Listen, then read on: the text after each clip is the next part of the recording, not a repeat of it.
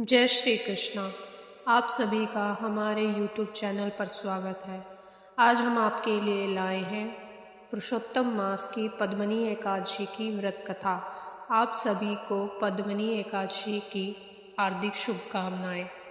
तो चलिए कथा श्रवण करते हैं। एक बार युधिष्ठिर महाराज ने भगवान श्री कृष्ण से पूछा, हे जनार्दन, अधिक मास के शुक्ल पक्ष में कौन सी एकादशी आती है?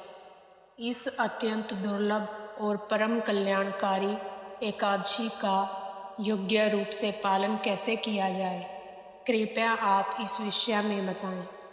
युधिष्ठिर महाराज का प्रश्न सुनकर भगवान श्री कृष्ण ने उत्तर दिया, हे राजन, अधिक मास के शुक्ल पक्ष में आने वाली एकादशी को पद्मनी एकादशी कहा जाता है।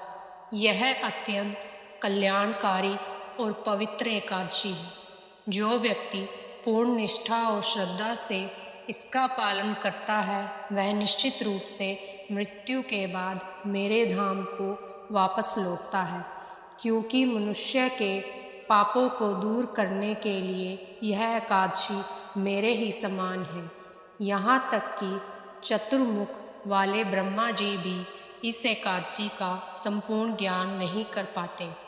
इस प्रकार भगवान श्री कृष्ण ने युधिष्ठिर से कहा, पद्मनी एकादशी की वह कथा कह सुनाई जो एक समय पर पुलस्त मुनि ने नारद मुनि को सुनाई थी।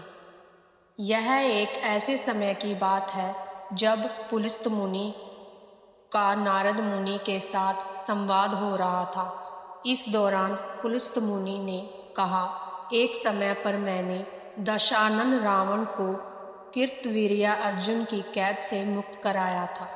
यह सुनकर नारद मुनि को अत्यंत आश्चर्य हुआ और उन्होंने पूछा, हे ऋषिवर, रावण तो अत्यंत शक्तिशाली था और उसने तो इंद्र जैसे देवताओं को भी परास्त कर दिया था, तो फिर कीर्तवीर्य अर्जुन ने उसे कैसे परास्त किया? इस प्रश्न के उत्तर में पुलस्त मुनि ने एक कथा सुनाई जो इस प्रकार है।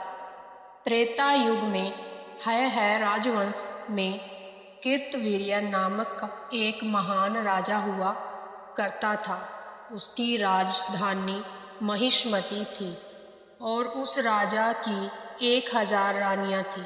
राजा कीर्तवीर्य ने इन सभी रानियों से एक समान प्रेम करता था, लेकिन दुर्भाग्यवश किसी भी रानी से उसे एक भी संतान प्राप्त नहीं हो पाई। उसने अनेक यज्ञ किए,